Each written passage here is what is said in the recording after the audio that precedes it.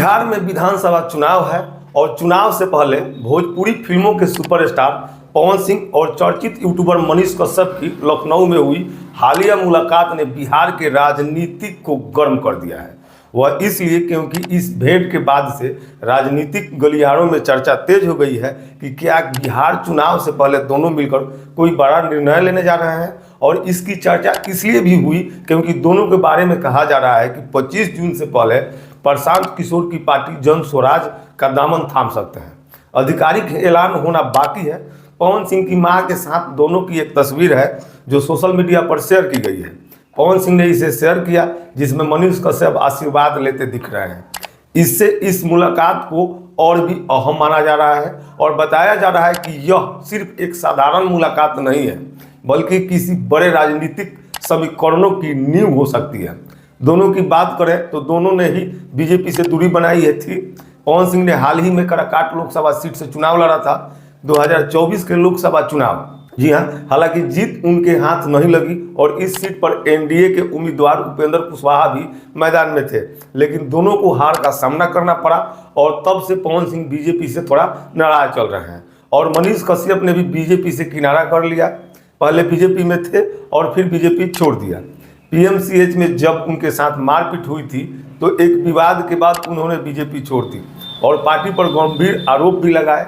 अब जब दोनों पूर्व बीजेपी समर्थक एक साथ नजर आए तो फिर आगामी विधानसभा चुनाव से जोड़कर भी देखा जा रहा है कि दोनों बीजेपी के खिलाफ चुनाव लड़ेंगे। अब दोनों के युवाओं में अच्छी पकड़ है। पवन सिंह जहां भोजपुरी सिनेमा में एक बड़ी पहचान रखते हैं तो वहीं पर मनीष कश्यप युवाओं में लोकप्रिय हैं, यूट्यूबर हैं, सामाजिक कार्यकर्ता हैं और यदि दोनों साथ आते हैं तो फिर युवाओं और आम जनता के बीच में एक नया राजनीतिक विकल्प भी सामने आ सकता है।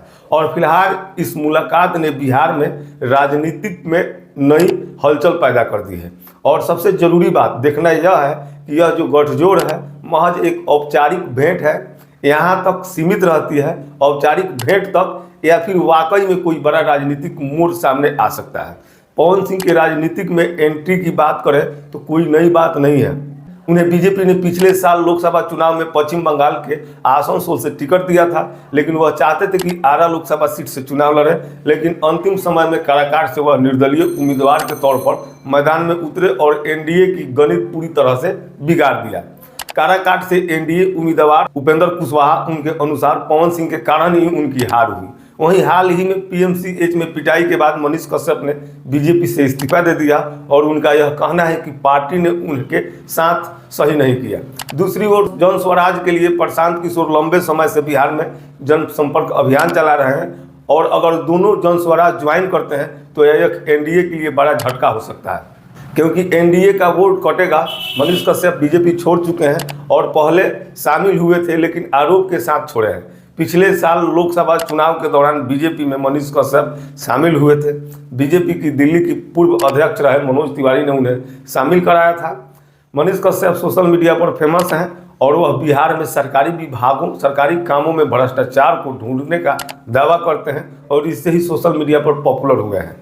इसके साथ जब उन्होंने बीजेपी ज्वाइन किया था तो फिर सवाल उठने लगा था कि अब वह भ्रष्टाचार कैसे ढूंढेंगे, लेकिन अब उन्होंने पार्टी छोड़ दी है और उन्होंने यह कहा है कि अब वह बीजेपी के सदस्य नहीं है और बिहार में बीजेपी के जो करतूत है उससे जो भ्रष्टाचार की बात होती है उस सरकार से भ्रष्टाचार की बातों पर फिर से उजागर करेंगे। और ऐसे अगर प्रशांत किशोर की पार्टी दोनों की ज्वाइनिंग होती है तो यह असली बात है कि दोनों एनडीए के खिलाफ मोर्चा जरूर खोलेंगे।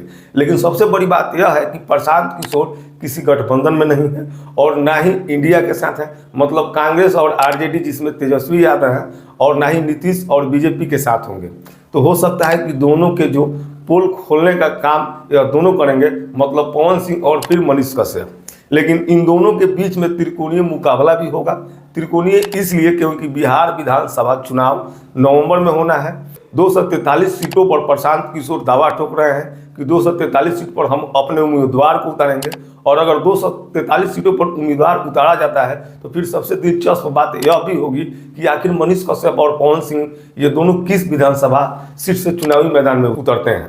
और दोनों विधानसभा चुनाव की सीटों का ऐलान से पहले भी ना सिर्फ बीजेपी खेल बिगाड़ेंगे बल्कि तेजस्वी यादव के खिलाफ भी चुनाव प्रचार करेंगे। मतलब एनडीए और इंडिया दोनों के खिलाफ चुनाव प्रचार में उतरेंगे और फिर दोनों का खेल थोड़ा थोड़ा जरूर बिगाड़ देंगे। हालांकि कितना खेल बिगड़ेगा यह विधानसभा चुनाव के बाद जो परिणाम आएगा उस पर निर्भर करेगा, और पवन सिंह और मनीष कश्यप किस सीट से चुनाव लड़ते हैं इस पर भी डिपेंड होगा।